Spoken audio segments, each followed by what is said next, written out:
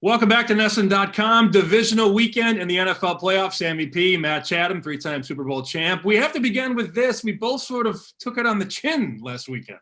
Oh, yeah, did a little bit.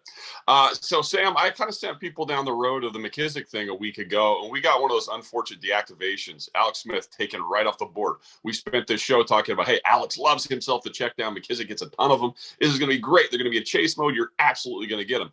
Then you get the pregame deactivation. Quarterback, you don't know much. That's not where you want to be. So I would have taken that bet off the table had I known. So we'll kind of, with that in mind, talk a little bit about this week. I'm going to send you to a similar prop, but for a guy who I have less concern about sort of injury situations around him, and that's Cole Beasley. So Cole was a little bit of a health concern a week ago, but he comes in with a game where we would have stayed away from him just not knowing, with a 7-catch, 7-reception, or 7-target, 7-reception day. Huge. Now you go into a game here against Baltimore, who pressures like no one else out there. And when you pressure, when teams bring the 5th, sometimes the 6th, it's the underneath that guys that get fed. So they'll get dump offs, they'll be hot components, and they also get a much better opportunity for catch and run. Why? When you pressure, it's that one tackle miss and you get the extra yard. So the choice I had here, send you in a Cole Beasley. We could talk about catch numbers, some places at 3.5, some places at 4.5, but I'm more apt here to go for the receiving total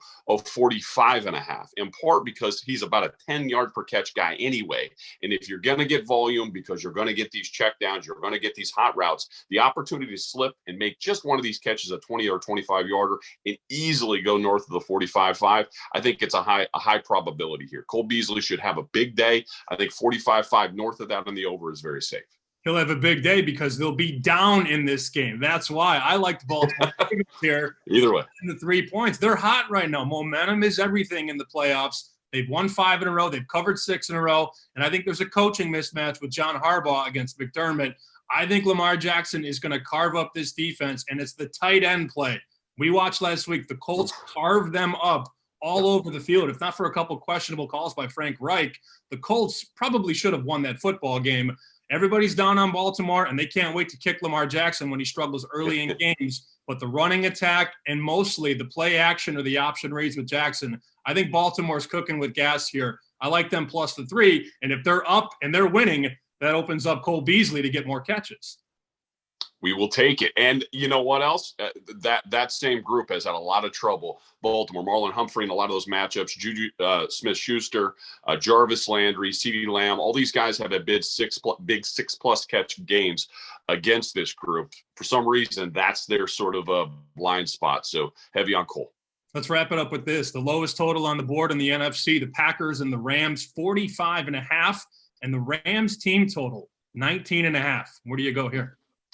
Whenever an LA team comes to a place like Green Bay or to Buffalo or to New England, I get, well, and this is always a rule that worked for us here up in New England. When the Miami teams come north late enough, they always underperform.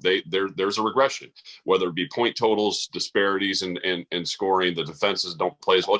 It just happens. And I tend to think that this is a particularly rough one because of their quarterback, Jared Goff, having a thumb injury. It's not just that hot team playing in cold place. It's hot team playing in cold place who's got the thing that is going to be affected by the weather. So I just tend to think that it'll be a muted day for them offensively. I think ultimately they're going to want to keep the ball in Cam Akers' hands, which might sort of keep that score total lower anyhow. And I think it's going to be a big day for the Packers anyhow. So I tend to think that it's going to be a good Green Bay day. Finding those yards is going to be difficult. And I'm with you on that. I'd go under. He's Matt Chatham. I'm Sammy P. We'll see you next week on NESN.com.